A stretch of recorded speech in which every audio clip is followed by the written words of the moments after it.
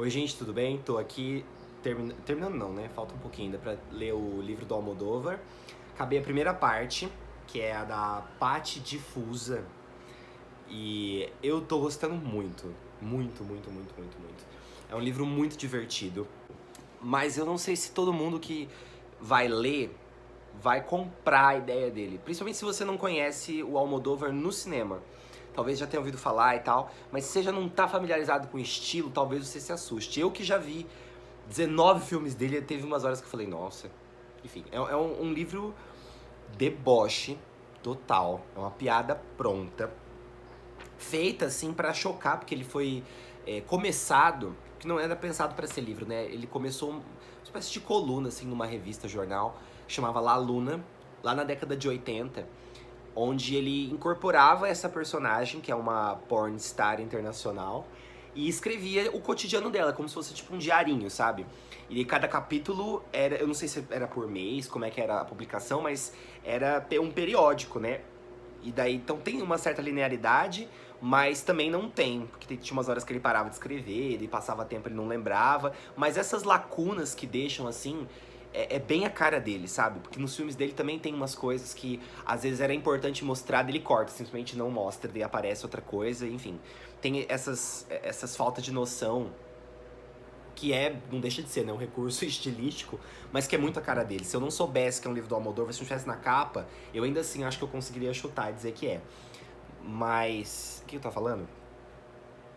O livro é da década de 80, tá? Então ele foi feito lá na Movida Madrilenha, né?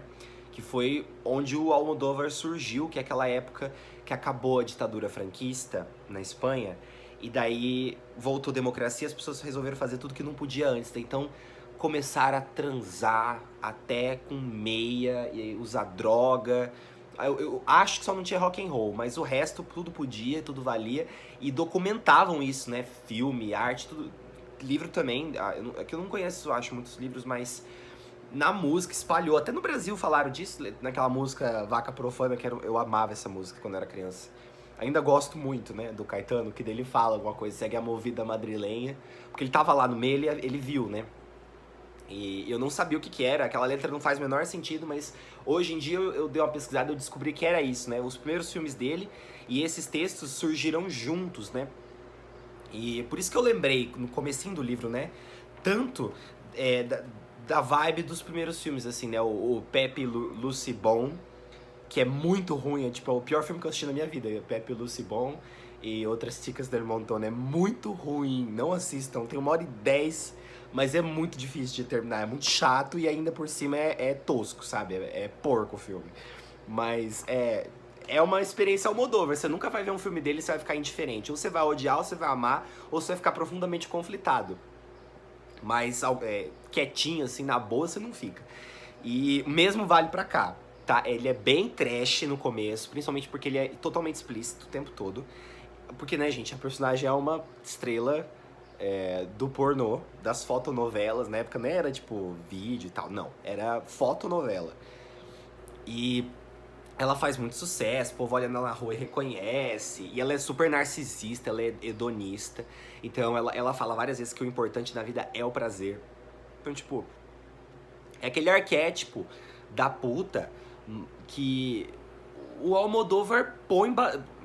Será que eu tô falando merda? Mas ele põe bastante, assim. Aquela coisa liberta, regaçada e tal. Mas que tem uma profundidade psicológica ao longo do livro. Ela tem um arco, sabe? Dessa parte, pelo menos. Ela tem uma transformação enquanto personagem. Ele até fala porque ela é um símbolo e ela evolui com a década. Então, chega nos 80, que ela representava a loucura, aí nos 90 é a depressão. Então ela muda totalmente de aspecto, ela fica mais intelectual, falando de livro, ficando triste na chuva. É bem interessante como ele desenvolve ela, porque ela sai tão cheia de vida que ela chega a brigar com o próprio autor. Isso eu achei muito legal, acho que a melhor parte do livro é essa. Eles dialogam pacificamente a princípio, né? E eles mó questionam, assim, ela mó se questiona como se ela fosse uma pessoa, sabe? E ela parece uma, você esquece que tem alguém por trás escrevendo, e ele deixa isso acontecer, é muito máximo isso. Eu sei que acho que outros autores já fizeram, eu lembrei do Pirandello, que escreveu, acho que é uma peça, né? Chama Seis Personagens em Busca de um Autor. Até fiquei curioso pra ver como é que funciona, mas deve ser nesse esquema. É muito legal. E no final, o último capítulo também é isso. Ela vai brigar com ele porque ele troca ela pela Kika, que é é um filme dele, né? Acho que foi na época que ele tava terminando de escrever a coluna da Patty. Daí foi quando ele filmou Kika, que é bem ruim também. Eu não gosto. Acho bem desagradável, chato, mala e é problemático também. Porque tem uma cena de estupro que ele faz como se fosse piada. É bem, tipo, nada a ver. Esse filme eu acho que ele abusou um pouco da paciência e da noção ele sempre passa, né? Passa batido. Passa batendo, aliás. Mas nesse filme eu achei que ele pesou um pouco a mão. Bastante gente fala, né, que é um dos piores filmes dele. Eu acho ainda Pepe e Lucy Bom pior. E até o Carne Trêmula eu também odeio. Eu não sei porque as pessoas gostam tanto, mas eu acho pior Carne Trêmula do que Kika. E olha que Kika tem bastante defeito, assim. Mas é legal porque daí ela não só encontra o Pedro no set pra brigar com ele por ter esquecido ela e mudado ela completamente, como ela fala com a Verônica Forqué, que é a atriz que fez a Kika, e ela vê a Victoria Abril lá no set, lá toda vestida e tal. E ela até menciona uma fala do filme, que é até uma fala interessante do filme. Mas, tipo, então mistura tudo, sabe? É realidade e não é. Então, e você termina o livro pensando, poxa, que pena, né? Ela acabou, mas ela tá ali presa, vivendo, mesmo no seu curto espaço de personagem. Ela tá ali, tipo, querendo mais. Mesmo que o que possa vir pra ela de vida, de enredo, não seja tão legal, ela tá disposta a sair das páginas. É muito louca essa sensação, eu gostei muito. Ele escreve super bem. Eu nunca peguei pra ler um roteiro dele, mas eu imagino que deva ser essa mesma forma. E é uma profundidade que é dele. Ele busca pelo esquisito, né? Ele te surpreende com muitas falas, mas é justamente nessa perspectiva nova que você... eu já me perdi, tô falando merda já. Eu acho que eu vou continuar lendo. Vou ler essa segunda parte agora, né? Que é o Fogo nas Entranhas, que é sobre um grupo de mulheres cujas vidas se cruzam pelo mútuo envolvimento com um chinês sentimental, dono de uma fábrica de absorventes íntimos e que de tanto ser traído se transforma no vilão da história. Preciso ver o que é isso.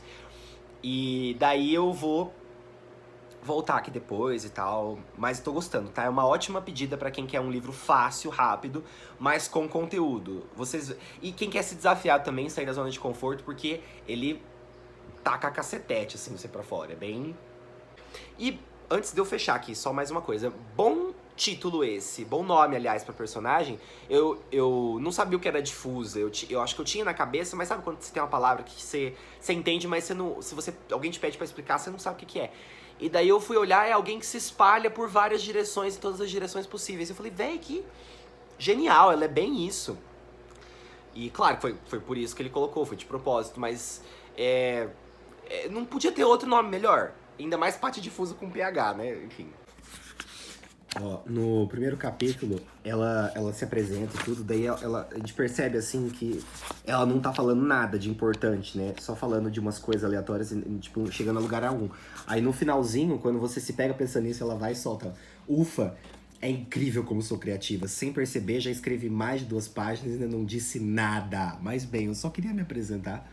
Nos próximos números, terei a ocasião de abrir meu coração pra vocês. Porque uma sex symbol internacional também tem coração. Genial. Bom, gente, terminei de ler e não gostei dessa novela 2 aí. Achei muito pra trás da primeira. E eu sei, acontece, livro de contos ou de novelas é isso, é um texto sobressaindo ao outro, mas aqui foi muito forte a diferença, a discrepância. Eu acho que eles podiam ter feito, como algumas editoras espanholas, publicado só a parte difusa e deixado essa outra escondida como tava, porque tinha motivo. Eu achava que, falei, nossa, no começo, com um tapa de roteiro até poderia se transformar num bom filme, por que será que ele não usou? Aí eu entendi, né?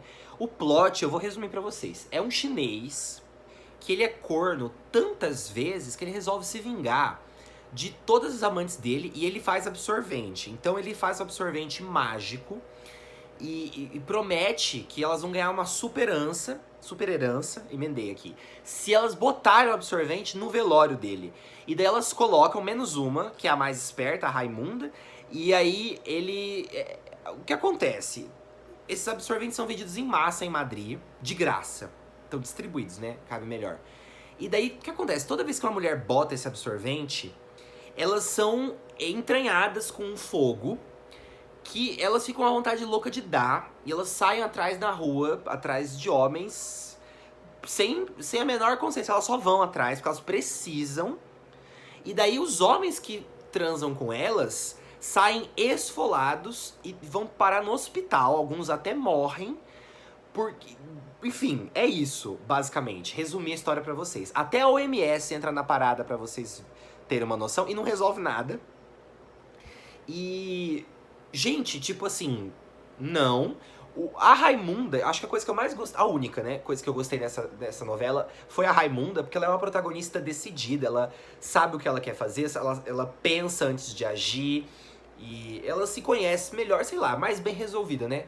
Mas, pensando bem aqui agora, talvez eu tenha gostado dela porque eu imaginei, durante toda a leitura, a Penélope Cruz. Porque no Volver, que é muito bom, aliás, assistam, ela é a protagonista e o nome dela é essa. Então eu acho que isso pode ter me afetado. Mas eu tenho que destacar que, apesar de tudo, de todas ali, ela é a melhor.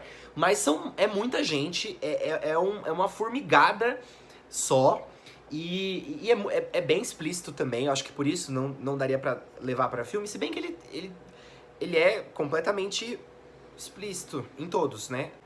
Mas o problema não é nem esse. Eu acho que, tipo, essa história não vinga porque...